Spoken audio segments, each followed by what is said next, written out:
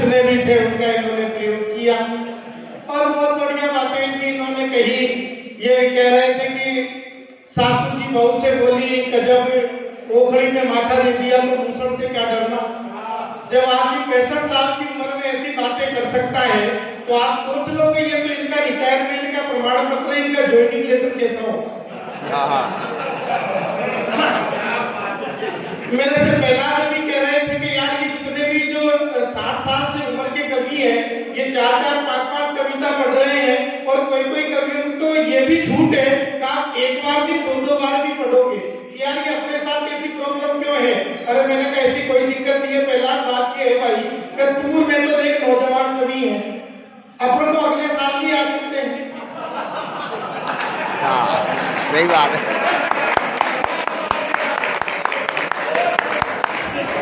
लेकिन अगर ये ठंड इसी तरह बढ़ती रही तो इधर कोई चांस नहीं है कि अगले साल भी आए। और व्यवस्था भी आपने बहुत बढ़िया की साहब, बिल्कुल इस तरह बिठाए गए जैसे राजस्थान की विधानसभा बैठती है। इधर 110 आदमी कांग्रेस के बिठा दिए, इधर 80 आदमी बीजेपी के बिठा दिए और 4-5 आदमी वो अपने लोजपा वाले आगे बैठे हुए थे। वो अभी बीच में आया तो मौका उठ के चले गए। और कवि सम्मेलन तो साहब तभी सफल हो गया जब आप सबने देखा कि हमारी कविताओं को वो पुलिस भी सुन रही है जो किसी के बाप की नहीं सुनती। ये कवि सम्मेलन की सफलता। और अधिकतर कवि या तो डॉक्टर या मास्टर। ये साहब गिरजे सिंह वैष्णव ये भी एक अध्यापक और अध्यापक की सरकारी, इनके स्कूल में 20 जनों का स्टाफ। और कोई भी कभी किसी को एक साथ चाय पिलाने नहीं ले जाए। जब भी लंच हो एक मास्टर जाए चाय पी के आ जाए, फिर 1-2 मास्टर जाए चाय पी के आ जाए। एक दिन उस चाय वाले की दुकान बंद। अब 20 आदमी एक साथ चाय पिलाने के रिस्क कौन ले, और वो भी 20 के 20 ही सरकारी मास्टर। तो साहब ये रिक्स नहीं गिरजे सिंह वैष्णव ने कि यार ठीक है जो भी होगा देखा जाएगा, तो चलो मेरे घर, अब ये दुकान बंद है तो मैं तुम्हें चाय पिलाता हूँ। साहब ये इनके घर पे सबको ले गए। घर पे जाते ही पत्नी गुस्सा हुई कि इतने सारे आदमियों को एक साथ लेकर आ गए, आपको शर्म नहीं आई। और आपको पता है घर में शक्कर तो है ही नहीं। इन्होंने कहा कि तू चिंता मत कर, तू तो चाय बना, दूध तो है, आगे दूध तो है। इन्होंने साहब इनकी पत्नी ने चाय बना दी। चाय बनाते ही सभी मास्टरों के हाथ में एक कप पकड़ा दिया, पूरे चाय का भरा हुआ। और जैसे ही मास्टर चाय पीने लगे इन्होंने कहा कि रुको रे, इसमें एक चाय फीकी है, इसमें एक चाय फीकी है। और जिस भी मास्टर में वो चाय आएगी उसको अगली बार सारे मास्टरों को चाय पिलानी पड़ेगी। साहब वो 20 के 20 मास्टर पूरी की पूरी चाय पींगे, लेकिन किसी ने ये नहीं कहा कि चाय फीकी है। और 2-4 मास्टर तो साहब ये दीपक जी जैसे निकले, वो तो ये तक कहेंगे अरे यार वैष्णव जी इतनी भी शक्कर डालते हो क्या, मेरे तो पहले ही शुगर है। ये व्यवस्था है साहब। लेकिन बहुत अच्छा लग रहा है साहब जब इस तरह की कविताएं सुनी जाती है, क्योंकि देश में कर्मचारी 8 घंटे काम करता है, देश का मुख्यमंत्री 14 घंटे काम करता है, देश का प्रधानमंत्री 18 घंटे काम करता है, लेकिन ये पुलिस और ये सेना होती है जो पूरे 24 घंटे काम करती है। और आज आप लोग अगर इस तरह, और एक फायदा ये भी है साहब पुलिस वाले पीछे बिठाए हुए हैं क्योंकि लोग आ तो गए पर अब जा नहीं पा रहे, कभी कितनी भी लंबी सुनाए। इसके लिए मैं डीवाईएसपी साहब को बहुत बहुत बधाई देता हूँ। और कवियों ने तो बधाई दी सही साहब, 2-4 तो एसपी तक भी बोल गए। हम भी यही चाहते हैं कि आपकी पदोन्नति इसी तरह लीजिए साहब। भूपेंद्र राठौर शुरू होता है बात हुई शाम श्रद्धा की। हर व्यक्ति ने अपनी तरीके से बात को कहा कि श्रद्धा मोहब्बत झूठी थी, प्यार ये था। लेकिन एक फौज का कवि जिस तरह पढ़ता है, क्योंकि मेरा सा इतना सा परिचय है, मैं चंद खड़क के सिक्कों के लिए कविता गान नहीं करता। और आज सही में ये स्थिति है साहब। आज तो कहिए गया है कि सिर्फ गांव का नाम ही मालपुरा है, बाकी माल तो कम है। क्योंकि मैं चंद खड़क के सिक्कों के लिए कविता गान नहीं करता और अपने मुंह से मैं ताली की यारों मांग नहीं करता, क्योंकि कोई चमकता गोला यारों रवि नहीं हो सकता है और चंद चुटकुले गाकर कोई कवि नहीं हो सकता। तब साहब मुझे पता नहीं ये कानून क्या सजा देगा, लेकिन इस मालपुरा की धरती पर खड़ा होकर कहना चाहता हूं कि अगर कोई आशिक अपनी प्रेमिका के 35 टुकड़े कर दे तो न्यायालय कुछ भी कहे, लेकिन मालपुरा अगर वो कहे जो मैं कहने जा रहा हूं तो आप लोगों का आशीर्वाद चाहूंगा कि मैं सेना से करूं निवेदन, सेना नायक हो जाए। मैं सेना से करूं निवेदन, सेना नायक हो जाए और 10 दिन भारत की पूरी सेना अधिनायक हो जाए। मैं सेना से करूं निवेदन, सेना नायक हो जाए, 10 दिन भारत की पूरी सेना अधिनायक हो जाए और जो श्रद्धा के टुकड़े कर दे बस चौराहों रेलों में उस आफताब को गोली मारे जाकर सेना जेलों में, उस आफताब को गोली मारे जाकर सेना जेलों में। क्योंकि मित्रों, सेना के पराक्रम पर जिसके मन में जो आए वो कहते। कल जयपुर के अंदर एक भाषा बोली गई हिंदुस्तान के सबसे बड़े राजनीतिक दल के मुखिया के द्वारा कि अरुणाचल प्रदेश में हमारे सैनिक पिट रहे हैं। मैं पुलिस के जवानों के समक्ष होकर कहना चाहता हूं, ये 62 का भारत नहीं है, ये 2022 का भारत है। सैनिक पिट नहीं रहे, सैनिक पीट रहे हैं। तब प्रधान साहब, क्योंकि जिसके मन में जो आता वो सेना से कह जाता था, जिसके मन में जो आता वो सेना से कह जाता था, भारत मुर्दाबाद बोलकर पत्थर फेंका जाता था। जिसके मन में जो आता वो सेना से कह जाता था, भारत मुर्दाबाद बोलकर पत्थर फेंका जाता था।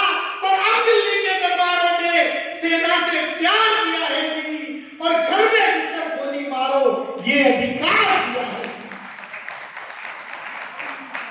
घर में घुसकर गोली मारो ये अधिकार दिया है जी। मुझे घटना याद आती है साहब, पाकिस्तान में एक बार एक कुत्ते ने 6 पिल्लों को जन्म दिया और वो पिल्ले पैदा होते ही नारे लगाने लगे कि हिंदुस्तान मुर्दाबाद, पाकिस्तान जिंदाबाद। तो साहब वही मंत्री दौड़ा दौड़ा प्रधानमंत्री के पास गया कि जापाना गजब हो गया, गजब हो गया। एक कुत्ते ने 6 पिल्लों को जन्म दिया है और वो नारे लगा रहे हैं हिंदुस्तान मुर्दाबाद, पाकिस्तान जिंदाबाद। प्रधानमंत्री ने कहा कि मिलने चलेंगे। उनको मिलने में साहब 10-15 दिन का समय लग गया और वो जब मिलने पहुंचे तो बात बिल्कुल सच निकली। उस कुत्ते ने 6 पिल्लों को जन्म दिया था, लेकिन नारे उल्टे लग रहे थे।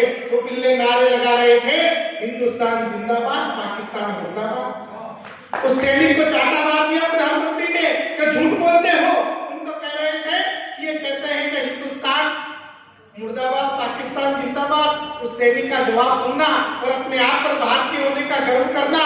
उसने कहा, वजीर आजम, मैं बिल्कुल सच कह रहा हूं, जब इन पिल्लों का जन्म हुआ था तब ये नारे लगा रहे थे हिंदुस्तान मुर्दाबाद, पाकिस्तान जिंदाबाद। लेकिन आपको आने में 15 दिन का समय लग गया और इन पिल्लों की आंखें खुल गई और इन्हें भी पता चल गया कि हिंदुस्तान जिंदाबाद था, जिंदाबाद है और जिंदाबाद है। तब प्रधान साहब, जब इस डॉक्टर एपीजे अब्दुल कलाम के देश में कुछ लोग ये कहें तो हमें डर लगता है, क्योंकि एक साहित्यकार के साथ मैं समस्या का कभी नहीं, मैं समाधान का कभी हूं। हम तो यही चाहते हैं कि और भी ऊंचा, और भी सुंदर, और भी ऊंचा, और भी सुंदर मेरे देश तेरा ये नाम हो जाए, हर हिंदू विवेकानंद, हर मुसलमान कलाम हो जाए। जब ये कहा गया कि संवेदनशील जगह है जहां पर अधिकतर दंगे होते हैं, मित्रों, कोटा की धरती से आया हुआ एक कवि एक बात कहना चाहता है कि दंगे इस तरह भी रुक सकते हैं कि हिंदू मुस्लिम दोनों झगड़े कोई नहीं समझा देता, हिंदू मुस्लिम दोनों झगड़े कोई नहीं समझा देता, कोई मुस्लिम नेता आकर एक आरती गा देता। हिंदू मुस्लिम दोनों झगड़े कोई नहीं समझा देता, कोई मुस्लिम नेता आकर एक आरती गा देता और हिंदू नेता आकर यारो चादर एक चढ़ा देता। अरे काश की लाशों पर कोई गंगा जल छिड़का देता, और काश की लाशों पर कोई गंगा जल छिड़का देता। तालियां रोककर रखे, ये उत्सव था। मैं अगली पंक्ति पर इस उत्सव को महोत्सव में तब्दील होते देखना चाहता हूँ और मुझे लगना चाहिए कि भारत माता के बेटों के बीच और वंदे मातरम को गाने वालों के बीच कविता पाठ कर रहा है। तब पढ़ता था कि हिंदू मुस्लिम दोनों झगड़े कोई भी समझा देता, कोई मुस्लिम नेता आकर एक आरती गा देता और हिंदू नेता आकर यारो चादर एक चढ़ा देता। अरे काश की लाशों पर कोई गंगा जल छिड़का देता और जामा मस्जिद छोड़ बुखारी वंदे मातरम गा देता, तो फिर किसकी हिम्मत थी जो दंगों को करवा देता? तो फिर किसकी हिम्मत थी जो दंगों को करवा देता? क्योंकि खरगोन करौली जाते हैं, खरगोन करौली दिल्ली में जब पत्थर फेंके जाते हैं तो मंदिर के शिखर कलश भी प्रतिक्रिया प्रकटाते हैं। खरगोन करौली दिल्ली में जब पत्थर फेंके जाते हैं, कुछ लोग कहते हैं भारत में डर लगता है। मित्रों, ये वो देश है जिसमें डॉक्टर एपीजे अब्दुल कलाम हमारे राष्ट्रपति बनते हैं। यहाँ पर उन्हीं लोगों को डर लगता है जो अन्न हमारा खाते हैं पर गीत विदेशी गाते हैं। मैं यहाँ के 5 बार की नमाज पढ़ने वाले देशभक्त मुसलमानों की तरफ से पढ़ना चाहता हूँ कि भारत में किन लोगों को डर लगता है। अगर आपको लग जाए तो उन्हीं लोगों को डर लगता है, तो भले आप संख्या में कम हो लेकिन आपकी तालियां इतनी बजनी चाहिए कि मुझे लगे कि दिल्ली के लाल किले के बीच में कविता पढ़ा। कल गुरुवार को चांद सितारे वाले झंडे लाए जाते हैं, गुरुवार को चांद सितारे वाले झंडे लाए जाते हैं और शुक्रवार को पत्थर वाले बम बरसाए जाते हैं और फिर कहते हैं डर लगता है हमको तो इस भारत में जब शनिवार को पिछवाड़े पर लठ बजाए जाते हैं। फिर कहते हैं डर लगता है हमको तो इस भारत में जब शनिवार को पिछवाड़े पर लठ बजाए जाते हैं, क्योंकि खरगोन करौली दिल्ली में जब पत्थर फेंके जाते हैं तब मंदिर के शिखर कलश भी प्रतिक्रिया पर आते हैं। क्रिया की प्रतिक्रिया होना मानना एक मजबूरी है, पर भारत तेरे टुकड़े होंगे नारे कहाँ जरूरी है। अरे हिंदू मुस्लिम जो भी दोषी, हिंदू मुस्लिम जो भी दोषी, तुम दोनों को छांटो जी और दया धर्म की भाषा छोड़ो, सीधे फांसी टांगो जी और दया धर्म की भाषा छोड़ो, सीधे फांसी टांगो जी और जो दंगों के गुनहगार हैं वो नाम सामने आने दो और गद्दारों के घर के ऊपर बुलडोजर चढ़ाने दो और गद्दारों के घर के ऊपर बुलडोजर चढ़ाने दो। कुछ लोग ये कहने लगे क्यों हटा दी धारा 370, क्या जरूरत थी धारा 370? इसलिए हटानी पड़ी क्योंकि हमें राजा हरि सिंह का कश्मीर लौटाना था। मंच के प्रबुद्ध लोग बैठे हुए हैं, डीवाईएसपी साहब, डॉक्टर साहब, मैं पढ़ता हूँ साहब इस मंच का सबसे छोटा कवि है। मैं पढ़ता हूँ, अगर आपको लग जाए कि 1947 के पहले का कश्मीर कितना सुंदर था जितना वापस लौटाना है, एक बार आपका समर्थन चाहूंगा। मैं पढ़ता हूँ साहब, मेरा जन्म जरूर दिया सीखा है लेकिन 1947 के पहले का कश्मीर पढ़ता हूँ कि वो कश्मीर था। वो ऋषियों की धरती थी, वहाँ हवन कुंड भी होते थे। वो ऋषियों की धरती थी, वहाँ हवन कुंड भी होते थे। भारत माँ के पंडित बेटे उस धरती पर सोते थे। जो भारत पर आंख उठे वो आंख फोड़ दी जाती थी और जो भारत की तरफ बढ़े वो टांग तोड़ दी जाती थी। हिंदू मुस्लिम दोनों मिलकर होली ईद मनाते थे। पंडित उनके घर जाते, वो पंडित के घर जाते थे और अमरनाथ के जयकारों पर मुस्लिम खुशी मनाते थे। अरे जिन हाथों में पत्थर है वो पत्थर पूजे जाते थे, जिन हाथों में पत्थर है वो पत्थर पूजे जाते थे। पूरी दुनिया में भारत का मान बढ़ाया जाता था, पूरी दुनिया में भारत का मान बढ़ाया जाता था। 4 वेद और उपनिषदों का ज्ञान बढ़ाया जाता था और तेरे मेरे घर के ऊपर केसरिया लहराते थे और रहमत भाई पंडित के घर मीठी ईद मनाते थे। तेरे मेरे घर के ऊपर, तेरे मेरे घर के ऊपर केसरिया लहराते थे और रहमत भाई पंडित के घर मीठी ईद मनाते थे। और जाने किसकी नजर लगी थी जन्नत की फुलवारी को और उग्रवाद ने आग लगा दी मेरी केसर के। उग्रवाद ने आग लगा दी मेरी केसरकारी को और जब आग लगी तो कश्मीर का पूरा नक्शा बदल गया साहब। इतना बदल गया कि कश्मीर में रोज तिरंगे झंडे फाड़े जाते थे। भारत जब पाकिस्तान से मेल झाड़ जाता था तो एक अकेला राज्य था जम्मू कश्मीर जहां पर पटाखे फोड़े जाते थे। इसलिए तो भारत मेल झाड़ गया, क्योंकि जब भारत के 44 बेटे वीर गति को पाए थे तब भारत के गद्दारों ने गीत खुशी के गाए थे और अक्सर जिंदाबाद के नारे दिल्ली में लगवाए थे। मंदिर मस्जिद गुरुद्वारों पर काले बादल छाए थे। ऐसे करके गद्दारों को मत भारत और माफ करे और सबसे पहले करके गद्दारों को भारत साफ करे। सबसे पहले करके गद्दारों को भारत साफ करे, क्योंकि कश्मीर में रोज तिरंगे झंडे फाड़े जाते थे। क्यों हटानी पड़ी धारा 370 में पढ़ता हूँ, क्योंकि कश्मीर में रोज तिरंगे झंडे फाड़े जाते थे। भारत माता के आंचल में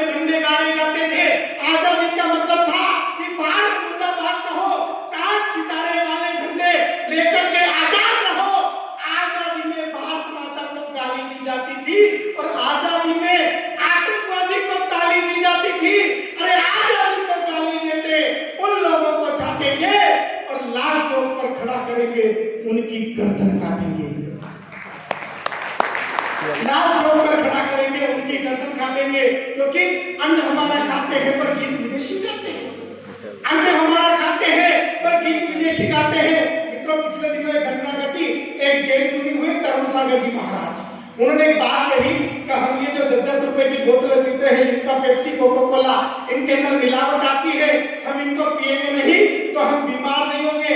तो साहब, एक अभिनेता जिसकी इन दिनों एक फिल्म भी आई हुई है, एक अभिनेता शाहरुख खान, उसने एक भाषा बोली तो मिलावट तो गाय के दूध में भी आती है। जब एक अभिनेता 10 रुपए की बोतल की तुलना माँ के दूध से कर दे तो इलेक्ट्रॉनिक मीडिया चुप रह सकता है, प्रिंट मीडिया चुप रह सकता है, पर वो कभी चुप नहीं रह सकता जो दीपक जी के द्वारा हाड़ौती से मालपुरा की धरती पर बुलाया गया।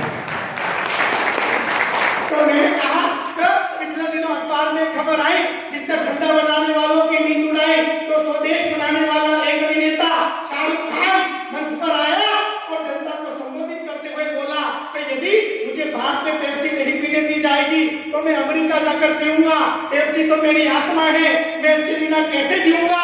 उसने कहा तो वर्तमान में पेप्सी तो शुद्ध है पर माँ के दूध में मिलावट आती है।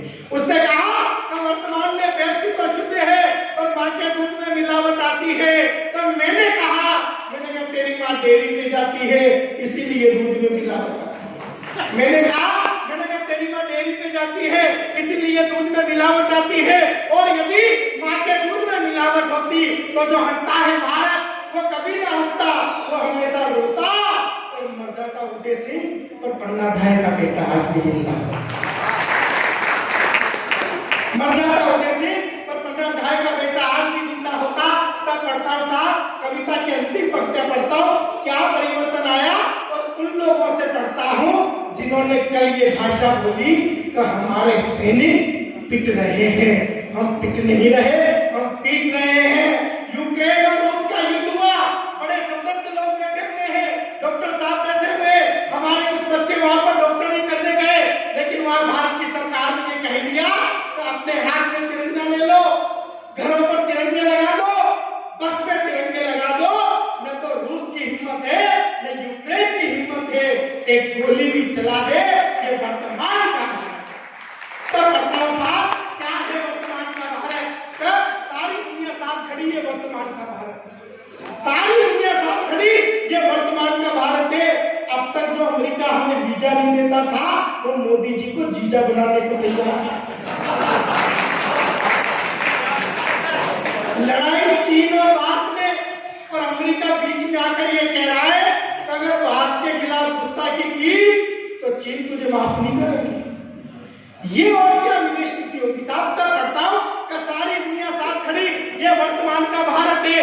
चीन पाक भी बोल रहे हैं लिखी नहीं इमारत है। अब दुनिया के दादा हमको वीजा देते रहते हैं, वो पाकिस्तानी इमरान खान मोदी को जीजा कहते हैं, और जो भारत पर आंख उठे वो आंख फोड़ दी जाती है, जो भारत की तरफ बढ़े वो कान तोड़ दी जाती है। अरे अब दिल्ली की गद्दी पर दो शेर सनी के बेटे हैं, और अब भारत के बेटे जाकर अमेरिका से हटे हैं, और अब दिल्ली ने जाकर के पिंडी को चाटा मारा है। और जहां हुए बलिदान मुखर्जी वो कश्मीर हमारा है, जहां हुए बलिदान मुखर्जी वो कश्मीर हमारा है। जय हिंद, जय भारत।